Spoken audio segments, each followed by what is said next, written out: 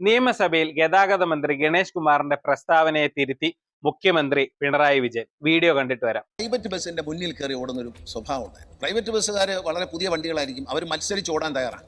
പക്ഷെ നമ്മുടെ ഡ്രൈവർമാർ അതിന് മത്സരിച്ച് ഓടാൻ തയ്യാറല്ല. മത്സരിച്ച് ഓടിയാൽ അപകടം ഉണ്ടാക്കും.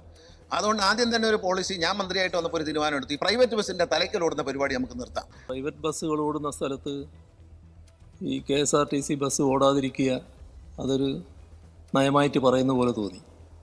അങ്ങനെ വന്നാൽ അത് വലിയ പ്രയാസങ്ങളുണ്ടാക്കും. അൺഹെൽത്തി കോമ്പറ്റീഷൻ പാടില്ല എന്ന് പറയുന്നത് ശരിയാണ്, അത് ഒഴിവാക്കുന്നത് നല്ലത് തന്നെയാണ്. പക്ഷേ സാധാരണഗതിയിൽ ഇന്ന് കേരളത്തിൽ ധാരാളം പ്രൈവറ്റ് ബസ്സുകൾ ഓടുന്ന റൂട്ടിലും KSRTC ബസ്സുകൾ ഓടുന്നുണ്ട്. അവിടെ നിന്നെല്ലാം KSRTC ബസ്സുകൾ പിൻവലിക്കുക എന്നൊരു നമ്മുടെ ഗവൺമെൻറ്റിന് സ്വീകരിക്കാൻ പറ്റുന്നൊരു കാര്യമല്ല.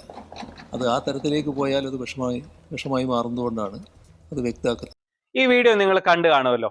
ഇതില് ഗണേഷ് കുമാർ ആദ്യം പറയുന്നത് എന്താണ്? പ്രൈവറ്റ് ബസ്സുമായിട്ടുള്ള ഒരു മത്സര ഓട്ടം ഒഴിവാക്കണം. അങ്ങനെ ഒഴിവാക്കിയാൽ മാത്രമേ KSRTCക്ക് നല്ല രീതിയിൽ മുന്നോട്ട് പോകാൻ കഴിയുള്ളൂ എന്നുള്ള നല്ലൊരു കാര്യമാണ് ഗണേഷ് കുമാർ പറഞ്ഞത്. പക്ഷെ ആ മന്ത്രി പറഞ്ഞതിൽ എന്തോ ഒരു മിസ്റ്റേക്ക് ഉണ്ട് എന്ന് തോന്നിയ ആ നിമിഷം തന്നെ, യഥാർത്ഥത്തിൽ ആ പറഞ്ഞ പ്രസ്താവനയിൽ ഒരു മിസ്റ്റേക്കും ഇല്ല. കാരണം ഗണേഷ് കുമാർ പറഞ്ഞ നല്ലൊരു കാര്യം തന്നെയാണ്.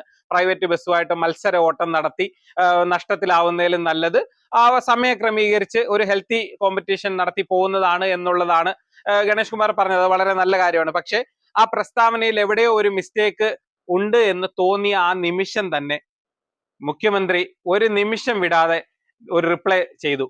അത് സർക്കാരിന്റെ ഒരു നിലപാടല്ല. അങ്ങനെ പ്രൈവറ്റ് ബസ് ഓടുന്ന സ്ഥലങ്ങളിൽ KSRTC വിടാതിരിക്കരുത്, അത് ശരിയായിട്ടുള്ള നിലപാടല്ല, അത് വിഷമകരമാണ് എന്ന് പറയാൻ തോന്നിച്ച ഒരു മനസ്സ് എന്ന് പറയുന്നത് ഒരു കമ്മ്യൂണിസ്റ്റുകാരന്റെ മനസ്സാണ്. അതിനകത്ത് എല്ലാ സ്ഥലത്തും മാറിക്കൊടുക്കുമെന്നല്ല പറഞ്ഞതിന്റെ അർത്ഥം. അങ്ങനെ എല്ലാ സ്ഥലത്തും മാറിക്കൊടുക്കത്തില്ല. കാരണം പ്രൈവറ്റ് ബസ്സിന്റെ കുത്തകകൾ തകർത്തുകൊണ്ടാണ് KSRTC മുന്നേറുന്നത്. ഒരു കാര്യം കൂടെ ഞാൻ പറഞ്ഞുകൊള്ളട്ടെ. ഒരു കമ്മ്യൂണിസ്റ്റ് പാർട്ടിയുടെ മുഖ്യമന്ത്രി എന്നുള്ള നിലയിൽ താങ്കളിൽ നിന്നും സാധാരണക്കാർ പ്രതീക്ഷിക്കുന്നത് എപ്പോഴും ഇതാണ്. കാരണം സാധാരണക്കാരെ ബാധിക്കുന്ന ഏതെങ്കിലും ഒരു പ്രശ്നം വരുമ്പോൾ ഇതുപോലെ എണീറ്റ് നിന്ന് ആ പ്രസ്താവന നടത്തിയത് മന്ത്രിയാണെങ്കിലും MLA ആണെങ്കിലും ആരാണെങ്കിലും അതിനെ തിരുത്താൻ ആർജവമുള്ള ഒരു മുഖ്യമന്ത്രിയാണ് കേരളത്തിലെ ജനങ്ങൾ എപ്പോഴും ആഗ്രഹിച്ചിരുന്നത്.